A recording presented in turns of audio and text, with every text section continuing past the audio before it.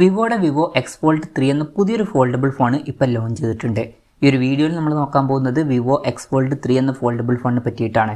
ആദ്യം നമ്മൾ ഫീച്ചേഴ്സും കാര്യങ്ങളൊക്കെ നോക്കുകയാണെന്നുണ്ടെങ്കിൽ ഇതിൽ 2 ഡിസ്പ്ലേ വരുന്നുണ്ട്. ഉള്ളിൽ 8.03 ഇഞ്ചിൻ്റെ ഒരു ഡിസ്പ്ലേ കൊടുത്തിട്ടുണ്ട്.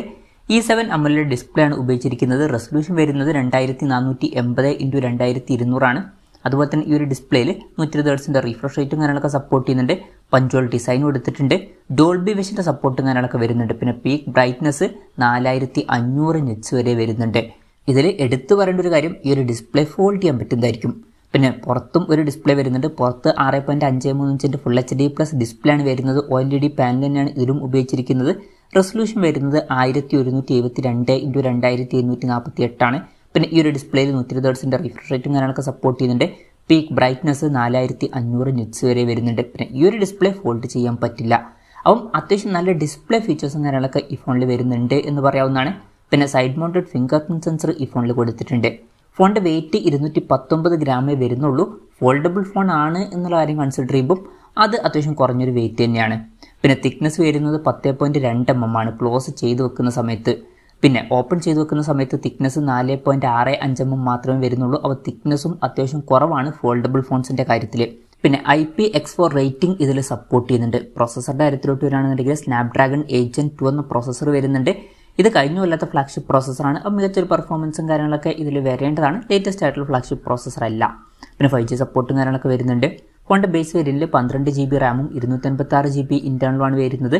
16 GB റാമും 256 GB ഇൻറ്റേർണലുമായിട്ട് വരുന്ന വെർഷനും 16 GB റാമും 512 GB ഇൻറ്റേർണലുമായിട്ട് വരുന്ന വെർഷനും അതുപോലെ തന്നെ 16 GB റാമും 1 TB ഇൻറ്റേർണലുമായിട്ട് വരുന്ന ഒരു വെർഷനും വരുന്നുണ്ട്. LPDDR5X റാമും UFS 4.0 സ്റ്റോറേജ് ടൈപ്പും കാര്യങ്ങളൊക്കെ ഈ ഫോണിൽ വരുന്നുണ്ട്. NFC എന്നുള്ള ഫീച്ചർ ഇതിൽ സപ്പോർട്ട് ചെയ്യുന്നുണ്ട്. പിന്നെ IR ബ്ലാസ്റ്റർ ഇതിൽ കൊടുത്തിട്ടുണ്ട്. ഈ ഫോൺ റിമോട്ടൊക്കെ ആയിട്ട് യൂസ് ചെയ്യാൻ കഴിയുന്നതായിരിക്കും. സ്റ്റീരിയോ സ്പീക്കേഴ്സും കാര്യങ്ങളൊക്കെ ഈ ഫോണിൽ വരുന്നുണ്ട്.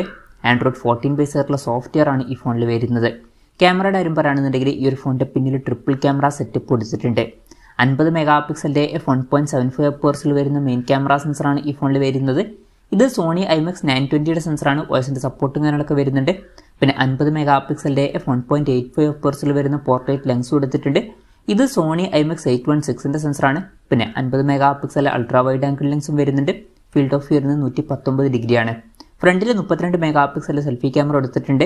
2 ഡിസ്പ്ലേയിലും 32 മെഗാപിക്സൽ സെൽഫി ക്യാമറ എടുത്തിട്ടുണ്ട്. ബാറ്ററിയുടെ കാര്യത്തിൽ 5500 mAh ബാറ്ററിയും കാര്യങ്ങളൊക്കെ വരുന്നുണ്ട്. അപ്പോൾ നല്ലൊരു ബാറ്ററി കപ്പാസിറ്റി വരുന്നുണ്ട്. 80 വാട്ടിൻ്റെ ഫാസ്റ്റ് ചാർജിങ് സപ്പോർട്ടാണ് ഇതിൽ വരുന്നത്. Type-C ചാർജിംഗ് പോർട്ടും ഇതിൽ കൊടുത്തിട്ടുണ്ട്. പ്രോ വെർഷനിൽ വയർലെസ് ചാർജിങ് സപ്പോർട്ട് വരുന്നുണ്ട്. പക്ഷേ ഇതിൽ വയർലെസ് ചാർജിങ് സപ്പോർട്ട് വരുന്നില്ല. അപ്പം ഇതൊക്കെയാണ് ഫീച്ചേഴ്സിനെ പറ്റി പറയാനുള്ള കാര്യങ്ങൾ. പിന്നെ ഈ ഒരു സ്മാർട്ട് ഫോൺ ഇപ്പം ഇന്ത്യൻ മാർക്കറ്റിൽ ലോഞ്ച് ചെയ്തിട്ടില്ല.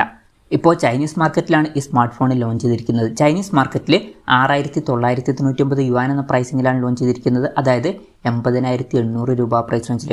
ആ ഒരു പ്രൈസ് റേഞ്ചിൽ ഈ പറഞ്ഞിട്ടുള്ള ഫീച്ചേഴ്സ് എങ്ങനെയുണ്ടെന്ന് വെച്ചാൽ അത്യാവശ്യം നല്ല ഫീച്ചേഴ്സ് ആണ് എന്ന് തന്നെ പറയാവുന്നതാണ്.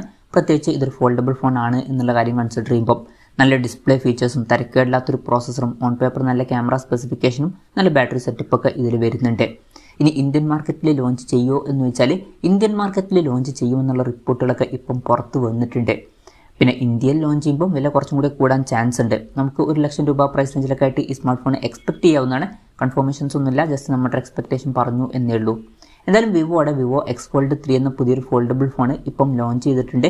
ഈ ഒരു ഫോണിനെ പറ്റിയിട്ടുള്ള നിങ്ങളുടെ അഭിപ്രായം ജസ്റ്റ് ഒന്ന് കമൻറ്റ് ചെയ്യുക. അതുപോലെ തന്നെ ഈ ഒരു സ്മാർട്ട് ഫോൺ ഇന്ത്യൻ മാർക്കറ്റിൽ നിങ്ങൾ ഏത് പ്രൈസിങ്ങിലാണ് എക്സ്പെക്ട് ചെയ്യുന്നത് എന്നുള്ള കാര്യം കൂടി ജസ്റ്റ് ഒന്ന് കമൻറ്റ് ചെയ്യുക.